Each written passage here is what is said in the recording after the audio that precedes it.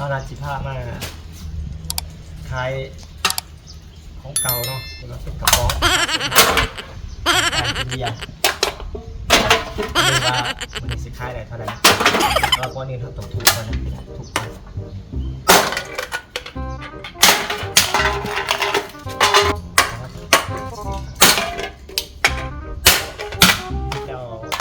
หลังจากทุบแล้วก็จะเอาไป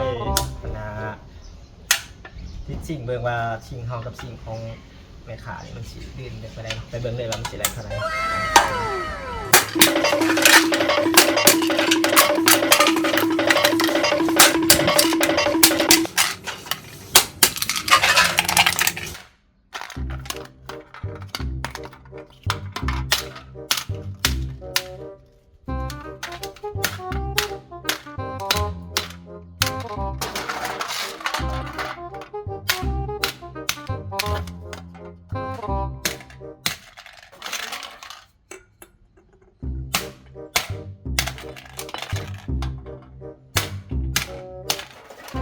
หลังจากเข้า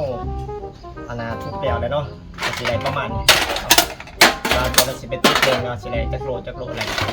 ปฏิทินไม่ขาอีกเนาะมันสิตรงกันบ่มันสิยืนกันได้หน่อยซ้ำได้เนาะ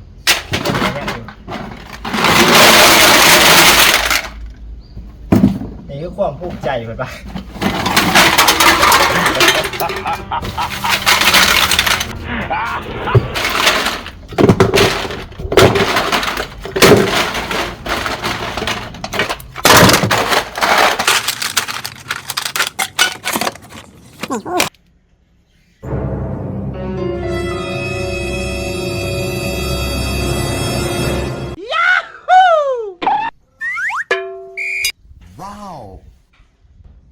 นี่ก็เป็นบ้องเวียนทั้งหมดของเขาเนาะที่ว่าได้ทุบเดี่ยวแบบก็จะได้อยู่ประมาณนี้ทั้งหมดมันมีอยู่หาแก๊สเนาะประมาณหลังจากนั้นเนี่ยเขาจะเอาไปติดสิ่งเนาะสั่งสิ่งของเขาเบื้องก่อนว่ามันตรงกับสิ่งไม่ขาวนี่ไม่ขาวมันสีนิดหน่อยกันร้ายสำหรับสีมา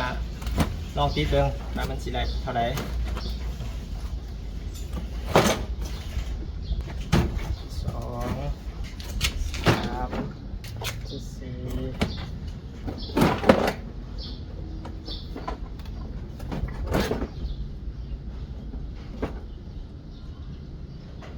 เมื่อหาแก๊สเนาะ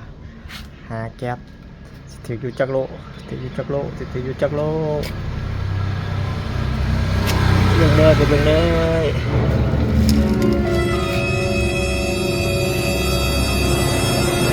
ถืออยู่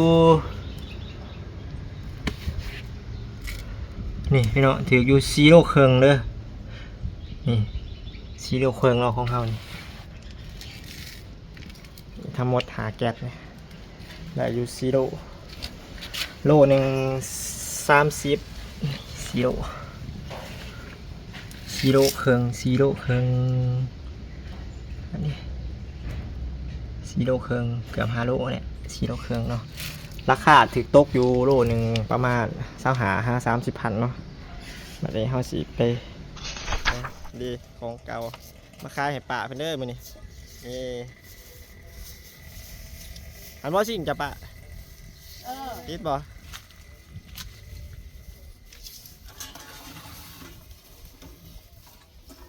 อึบ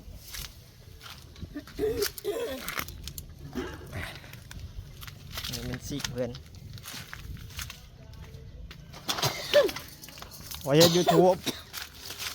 เบิ่งกูสั้นก่อนเบิ่งก่อนโอ้มาแข่งแท้สิ่งเจ้าฮะคือมาแข่งแท้ได้แต่3 โลว้ายมันมีเท่านั้นมันก็ได้เท่านั้นเป็นเจ้ามันที่จริงมันใหญ่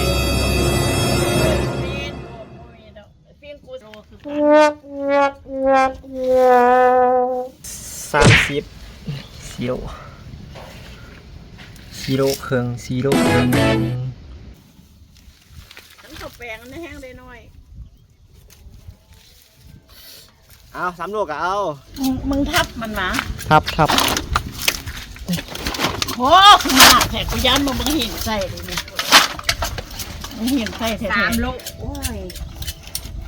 เห็น มันกระสิโพดป้านั่นบอก นั่นแหละ มีดจะก็มีดจะกระ